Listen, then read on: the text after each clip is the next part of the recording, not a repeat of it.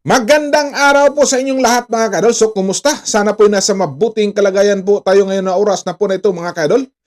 Dito po tayo sa news update mga kadol sa nangyaring ganap po kahapon mga kadol. Kung saan po ay hinuli si General Romeo Fukis mga kadol. Doon po sa airport na mula nang galing po sa Thailand mga kadol. So akala natin mga kadol, at siyempre naggulat ang taong bayan sa nangyari. Kasi ang hinihintay mga kadol ng taong bayan na ang mahuli, yung mga involved sa flood control project corruption mga kadol, yun ang inaasahan. Ayon pa nga sa mga sinasabi ni Ombudsman Boyeng Rimulya na by January, maaari nang makasuhan at makulong na ang mga malalaking isda di umano. Pero baliktad ang nangyari mga kadol. So isipin ninyo mga kaidol na ito si General Romeo Fukis mga kaidol ay isa po to sa naunguna sa pagpaningil sa accountability tungkol po sa mga involved sa korupsyon po sa ating bansa. Yan ang sinisigaw po nila. Pero baliktad ang nangyari, ang tao na naniningil sa mga taong may kalambigitan po sa anomalya, ayun na ang hinuli mga kadol. Ano ba nangyari sa ating bansa ngayon? Mr. President? So, ayon pa sa balita mga kadol, ay kinasuhan po daw si General ng citing to sedition mga kadol.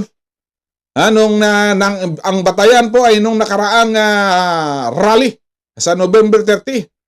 Yan lang malaking tanong po sa taong bayan ngayon mga kaidol, bakit ganyan?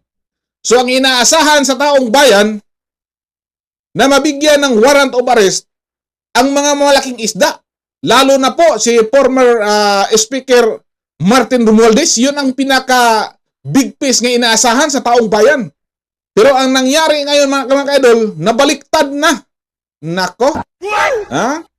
Kahit pa nga sa anong sigaw ni Attorney Perito Pasio mga kadol na pagbigyan pagkataon ang kaniyang kliyente na nasamahan doon, pero itinanggi sa ating mga kapulisan mga kadol sa CIDG. So yun ang malaking problema natin sa ating bansa ngayon. So sana maagapan tong problema na ito at matugunan na ang isyu sa ating lipunan. Yun ang pinakmalaki yung ating corruption na issue. Hindi yun hulihin yung mga taong naniningil. Nako, Mr. President. So yun, ito na ba ang sagot sa iyong pangako sa taong bayan na may makulong na?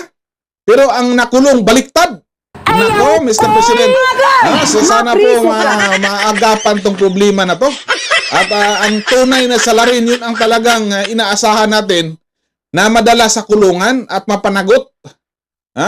Sino ba talaga ang mastermind nitong issue sa korupsyon? Grabing talamak sa korupsyon sa ating bansa. So wag nating hintayin mga kaidol. Baka darating ang araw, matulad sa Venezuela nito. So hanggang dito lang po ang ating reaksyon mga kaidol sa mga pangyayari. So hopefully maagapan to ang problema mga kadol. So dito lang po tayo.